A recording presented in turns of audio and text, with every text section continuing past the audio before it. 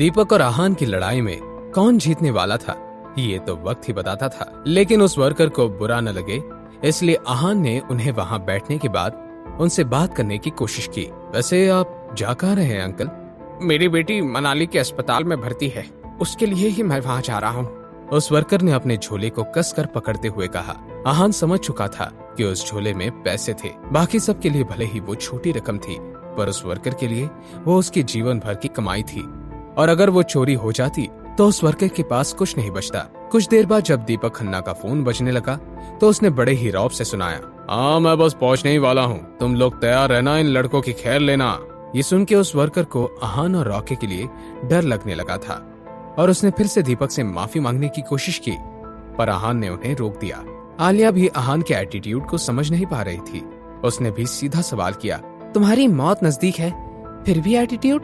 तुम्हें डर नहीं लग रहा क्या कि स्टेशन पे तुम्हारे साथ क्या होने वाला है? आहान ने दीपक और आलिया दोनों की इस बात को बड़े ही आराम से इग्नोर कर दिया, जैसे वाकई में उसको ना कोई डर है और ना फिक्र। आलिया ने फिर अपना फोन उठाया और अपनी मॉम को इन्फॉर्म किया कि वो बस पहुंचने ही वाली है। मनाली में आपका स्वागत है, कृपया एक एक करके उतरें और अपने सामान का ध्यान रखें। ट्रेन के स्पीकर से आवाज आई, बेटा जल्दी जाओ, जल्दी से स्टेशन पर जाओ, वहाँ जरूर पुलिस होगी, उन्हें बुला लाओ, वो तुम्हारी मदद करेंगे। अंकल आप बिल्कुल चिंता मत कीजिए, हमें कुछ नहीं होगा, आप आराम से स्टेशन पर उतर जाइए, हम यहाँ का संभाल लेंगे। इसके आगे वो वर्कर कुछ नहीं बोल पाया और वहाँ से लाचार होकर निकल गया।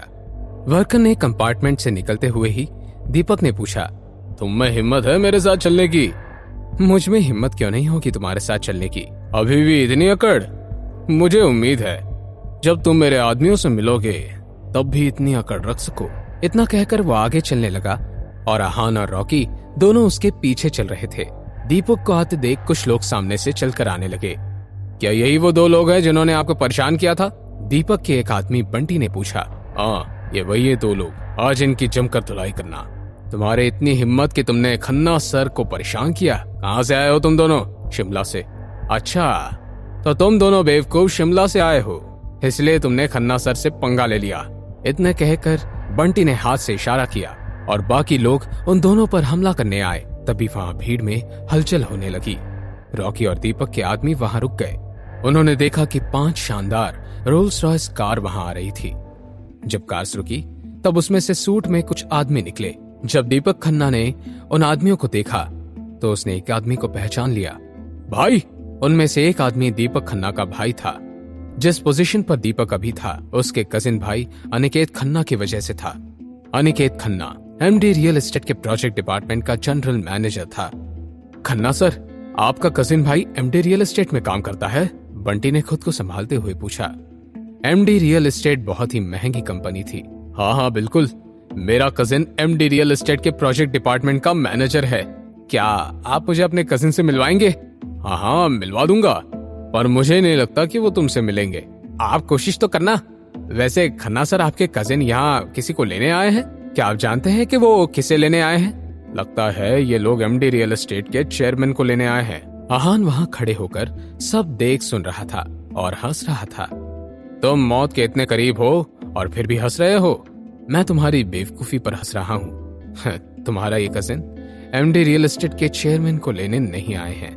तो इतनी सारी कार उन्हें लेने नहीं तो किसे लेने आई हैं? तुम्हें? अगर ये बात सच निकली कि ये सब तुम्हें लेने आए हैं तो मैं स्ट्रीट लैम्प खा जाऊंगा।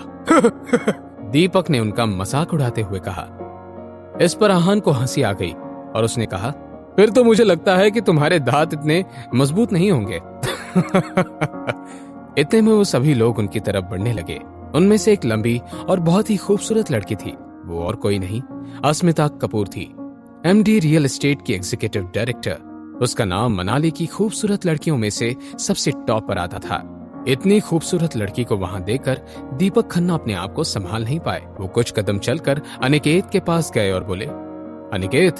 अनिकेत एक अधेड़ उम्र का आदमी था जो दीपक के मुकाबले काफी फिट था। दीपक को देखा तो उसका मुंह चढ़ गया। उसने चिढ़ते हुए कहा, दीपक तुम यहाँ क्या कर रहे हो? कुछ खास नहीं, बस 2 लोग थे जो मुझे परेशान कर रहे थे, बस उन्हीं को सबक सिखाने के लिए यहाँ हूँ। पर आप सब यहाँ, क्या आप चेयरमैन को लेने आए हैं? नहीं, यहाँ हम किसी और को लेने आए हैं। किसी और को? आखिर आज ऐसा कौन आया था जिसको लेने इतने सारे लोग मनाली स्टेशन पर आए थे? क्या यहाँ कोई बहुत बड़ा आदमी था? अस्मिता कपूर जो पब्लिक प्लेसेस पे नहीं जाती थी, आज क्यों आई है? जानने के लिए देखिए अगला एपिसोड सिर्फ पॉकेट एफएम के यूट्यूब चैनल पर, और सीक्रेट अमीरजादा के सारे एपिसोड्स को सुनने के लिए डिस्क्रिप्शन में दी हुई लिंक से डाउनलोड कीजिए पॉकेट एफएम ऐप।